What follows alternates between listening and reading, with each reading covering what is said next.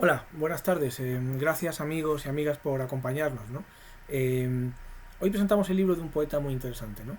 Un poeta que se ha dedicado toda su vida a escribir y que es uno de los grandes periodistas que hemos tenido en nuestro país, ¿no? Fijaos, venía yo pensando la poesía y el periodismo, ¿no? Curiosamente, el periodismo y la poesía se han encontrado no demasiado pronto, ¿no?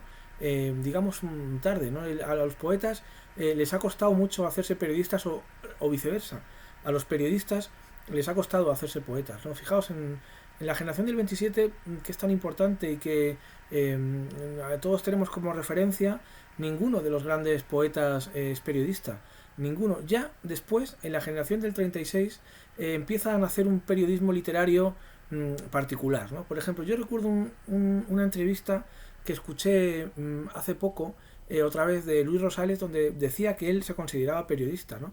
Y ahí nace un periodista intelectual que mira muy de cerca la poesía, ¿no? Y desde ahí sí han surgido voces muy interesantes de periodistas que han sabido hacer las dos cosas y las dos cosas bien, o varias además, ¿no? Hoy tenemos uno de esos casos, ¿no? José López Martínez es un periodista de toda la vida, importantísimo, que ha escrito de todo, que ha colaborado con innumerables medios y, y que ha cuidado también mucho su obra poética, ¿no? Y es una obra poética que cuida lo periodístico, pero también lo esencial de la literatura, ¿no? La emoción y el interés, ¿no? Y yo creo que es un poeta que dice mucho, ¿no? Y creo además que los poetas que son periodistas o los periodistas que son poetas han encontrado un género dentro de la poesía especial y que solo saben hacerlo ellos, ¿no? Y que a mí me interesa mucho. Yo no descarto escribir algo en el futuro sobre periodistas poetas, ¿no? Y creo que han encontrado una voz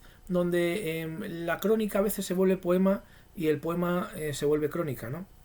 Y aquí hay voces muy interesantes, ¿no? Pues yo creo que esas voces, muchos de ellos autores más jóvenes que José López Martínez, le tienen a él como referencia, ¿no? Porque no solo ha escrito sobre muchísimos poetas, no solo ha escrito crónicas, críticas, sino que también ha hecho una obra poética suya importante. Y este libro que presentamos hoy, Este mundo comienza a no ser mío, a mí me parece que entre sus libros de poesía es el mejor, porque es un libro de honda madurez, pero también muy tierno, muy nostálgico, muy reflexivo y donde se hace una comunicación continua con otros autores y con otros escritores de peso, muchos de ellos conocidos por José López Martínez, que como podéis imaginar ha tratado a miles y miles de autores a lo largo de su vida, ¿no? Es un personaje delicioso. Yo como amigo suyo que soy desde hace años, me parece una gozada hablar con él y compartir con él espacio, tiempo, vivencias y estoy contento de que hoy venga aquí y nos lea sus poemas porque realmente es un libro muy bonito y es un autor de mucho peso, ¿no? Es una suerte para nosotros en Vitruvio contar con él. Lo ha sido siempre, es el tercer libro que le publicamos, ¿no? Un anterior de poesía y un libro de ensayo maravilloso que se titula Memoria de nuestros clásicos. Y bueno, pues es una suerte que podamos contar con él, hablar con él, preguntarle, escucharle, porque la verdad es que su opinión es siempre interesante, ¿no? Y su voz poética tiene una resonancia muy singular y muy plena. Así que estoy muy contento, ya os dejo con él, vuelvo a agradeceros a todos vuestra presencia, seguimos en nuestro Ateneo Online llenando las tardes de los jueves y de los viernes de poesía y así lo vamos a seguir haciendo con vuestra ayuda y con vuestra cercanía en la distancia, ¿no? Pero bueno, hoy tenemos un plato muy bonito, ¿no? Así que os dejo con el poeta y periodista manchego José López Martínez. Muchas gracias.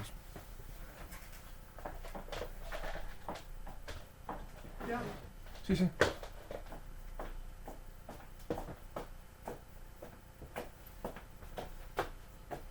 Muy bien.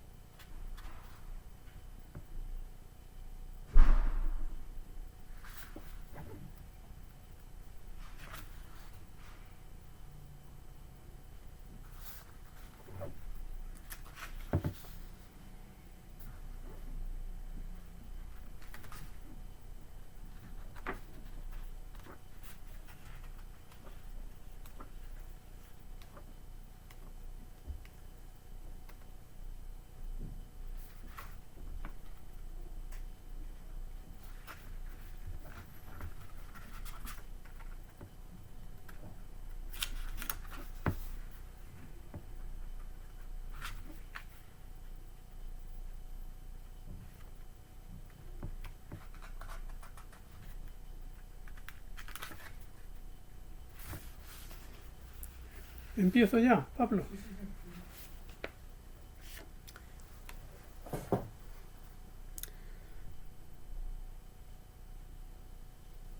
Leer los propios versos siempre son un problema para quien los escribió, porque como se mezcla el alcance del origen de las palabras con lo que se quiere decir, resulta siempre difícil.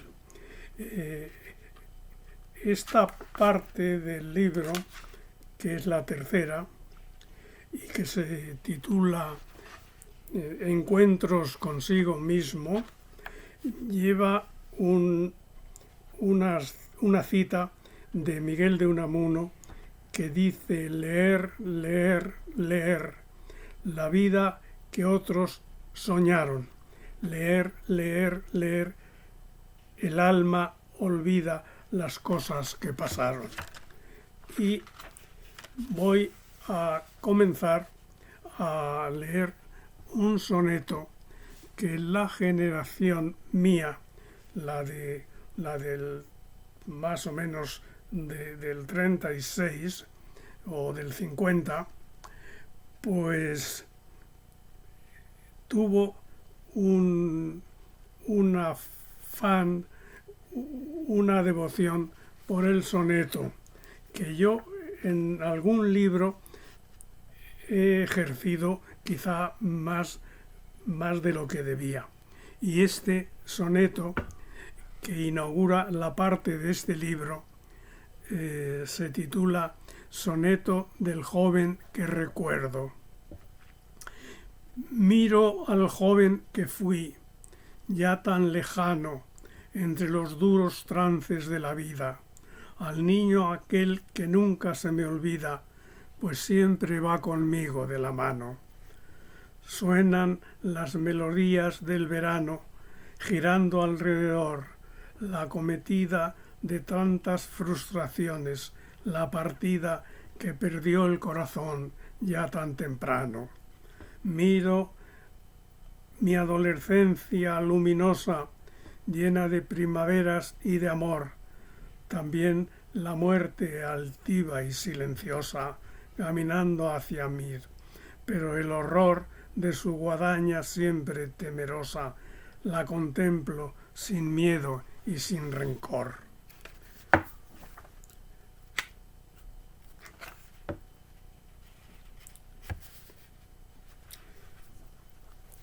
Y adentrándonos en esa parte del libro, la tercera, el amor y el instinto.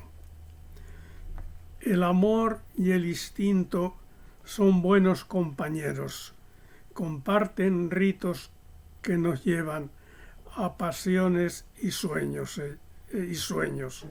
El amor nos acerca al centro del universo, recogiendo el rumor de los ríos eternos, convirtiendo el paisaje que vemos recorriendo en una escenografía del amor verdadero. El instinto es el alma de nuestros deseos, donde nacen y mueren los más altos proyectos.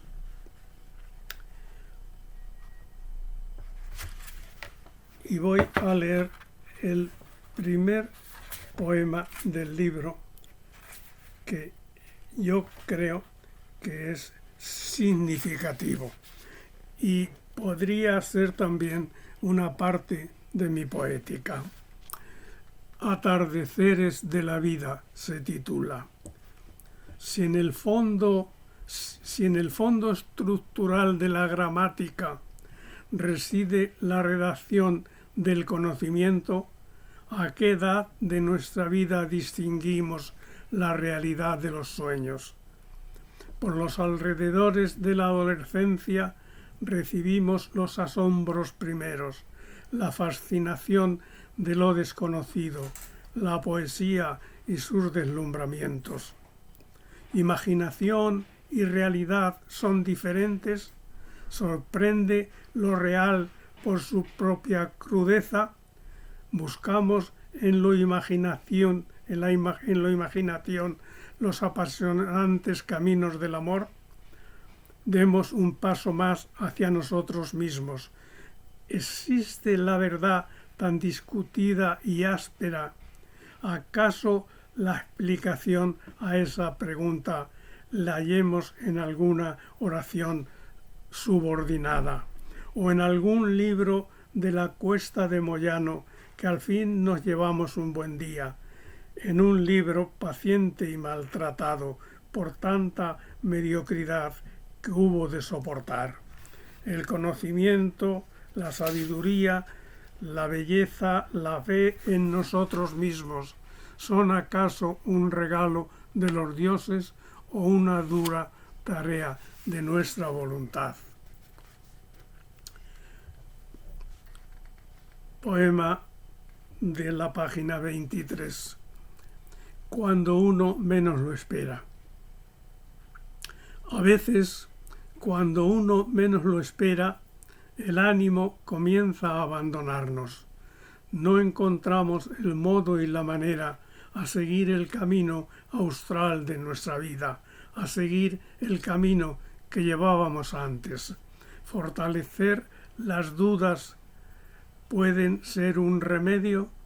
Acudir a lecturas que hace años habitan agazapadas en nuestro cerebro.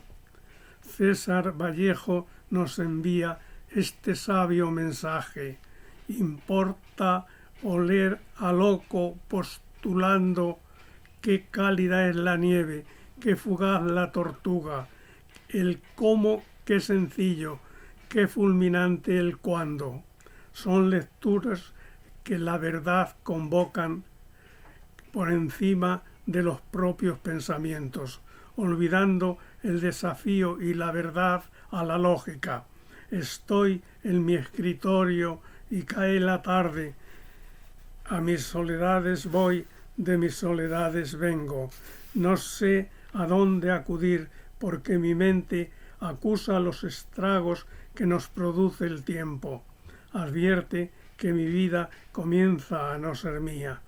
Estos días de otoño silenciosamente me cierran la visión de otros paisajes que me llenaron de versos y de amigos, pero quienes me mostraron aquel mundo feliz por ninguna parte los encuentro.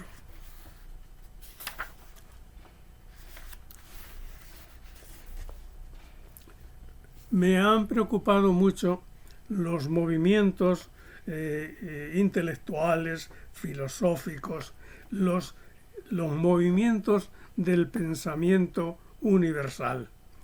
Y entre ellos esos movimientos que fueron apareciendo poco a poco en la historia de nuestras vidas, en la historia de la humanidad, en la historia del pensamiento. Y ahora me refiero al absurdo.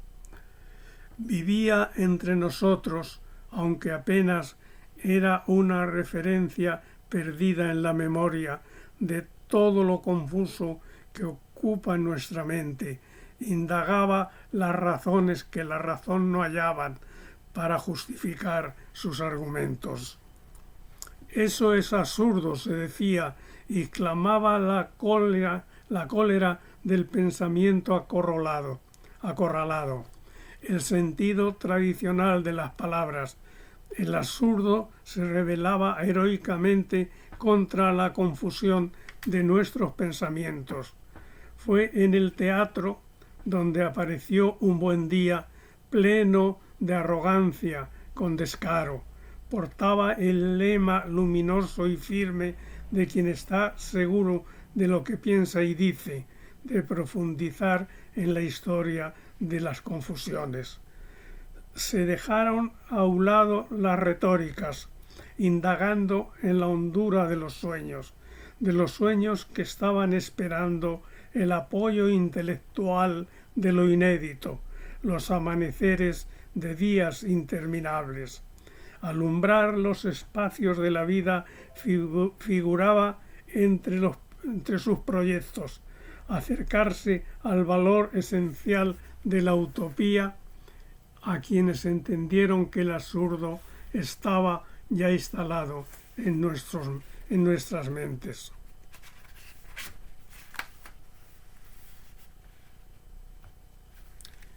Luces y sombras de la vida. La esperanza es un espectro luminoso que nos deslumbra en las noches oscuras del corazón. La esperanza intenta convencernos de que los ríos no se secarán nunca y las flores vencerán al otoño. La esperanza y la desesperanza habitan en nuestro cerebro, adueñándose de nuestra voluntad, nos conducen al jardín de las cosas sublimes o a los oscuros abismos de la nada.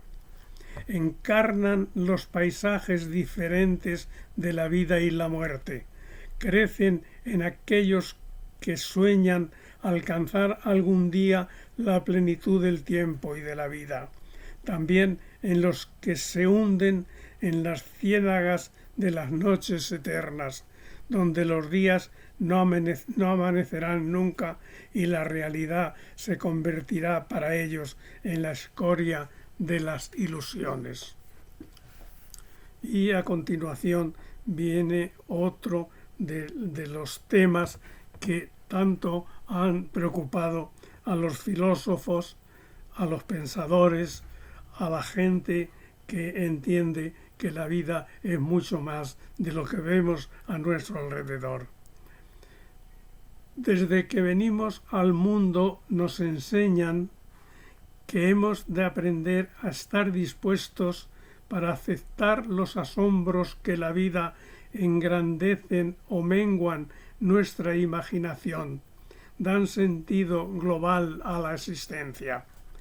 Nos asombran las tormentas que oscurecen el fulgor de las tardes del verano, cuando los relámpagos alumbran el temor a lo desconocido, cuando el cielo nos muestra su colosal locura. ¿A dónde ponemos los asombros?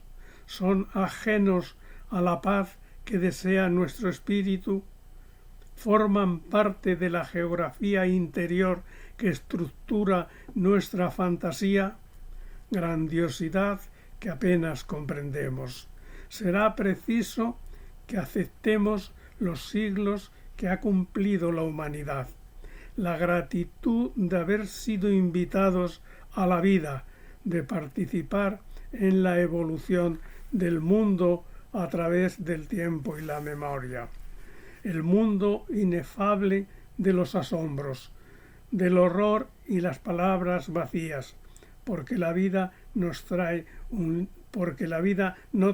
un libro de instrucciones que nos ayude a orientarnos en la travesía de las noches oscuras, de las alucinaciones.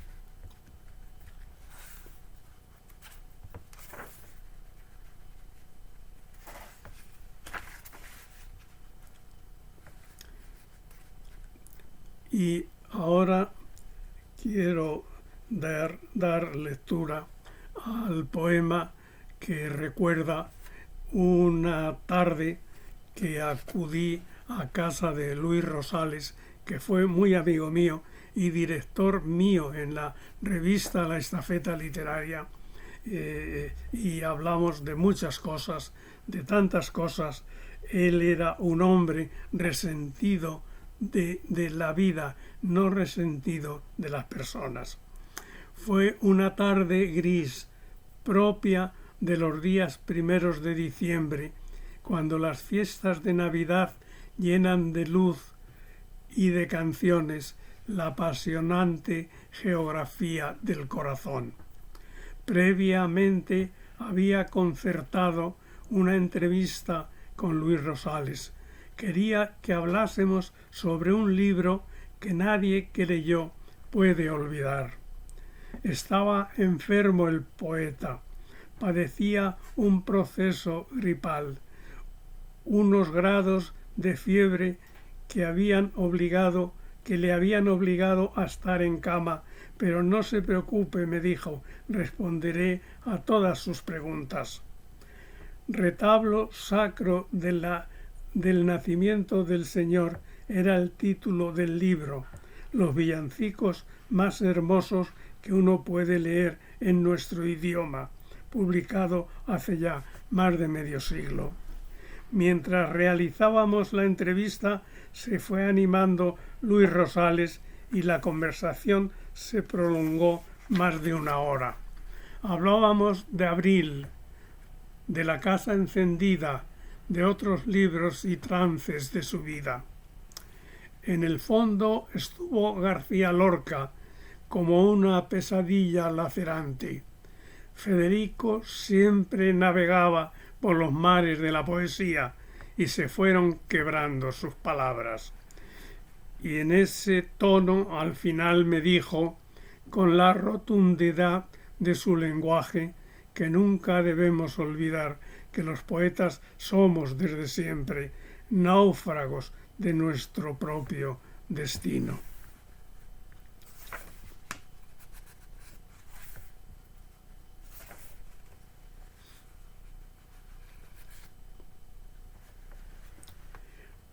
Retazos de la vejez. La vida, conforme vamos cumpliendo años, nos va acercando a la vejez. Nos la pone ya como tan próxima que la vivimos casi todos los días. Lo escribió Gabriel García Márquez y es una verdad entera. La vida no es la que hemos vivido, sino la que uno recuerda y cómo la recuerda. Se ha dicho muchas veces, y no hay cosa más cierta, que no nos derrumba la vejez, que llega por el agotamiento, por la ilusión y las ideas. En África he leído en algún libro que cuando un anciano fenece es lo mismo que si se quemase una biblioteca. Y es que la memoria al final nos revela lo que fuimos o quisimos ser, dando forma a realidades que trascendieron nuestra existencia. Es un brochazo, es una manera de ver cómo al paso del tiempo nos vamos olvidando o al menos dejando para el recuerdo solamente las cosas fundamentales.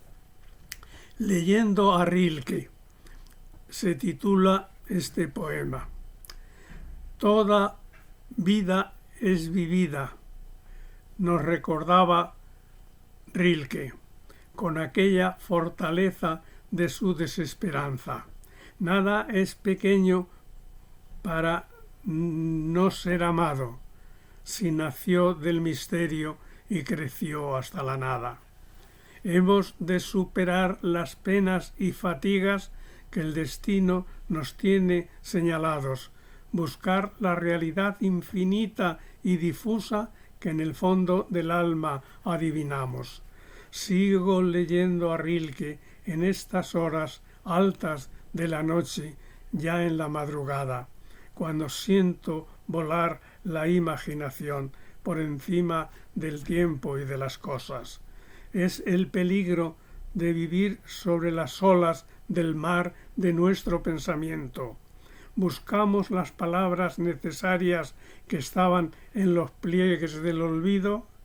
Compartimos los sueños y la realidad que al fin forman el mismo parentesco, una evidencia ancestral que nos llega por caminos y lugares inéditos. Y ya voy a terminar esta breve lectura con un poema que dediqué a mi esposa y que lleva el nombre propio de ella, Julia. Nos hallamos al filo del mediodía mientras escribo estos versos y siento la caricia de tus manos como el rumor de un viento suave y querencioso. Es el día de tu cumpleaños, cuando el tiempo ha dado otra vuelta alrededor de nuestras ilusiones, relatando la historia apasionante de nuestro gran amor. Contigo como referencia se agolpan mis recuerdos, los días que hemos vivido juntos, abrazados al tiempo y a la vida. Esto, más o menos, es una síntesis de lo que es este libro, este mundo que comienza a no ser mío, porque uno, conforme va cumpliendo años, van cumpliendo al mismo tiempo las desilusiones, los dolores de los amigos que mueren, de las cosas que mueren y que amábamos tanto. Es lo que realmente he querido decir, sentir, cantar, recordar en este libro. El mundo comienza a no ser nuestro conforme vamos cumpliendo años, porque otras cosas van ocupando nuestros sentimientos y nuestro corazón, aunque perviven siempre las que fueron inmutables, las que nunca retrocedieron ante los contratiempos que la vida nos va dejando sobre la imaginación y los recuerdos. Muchas gracias.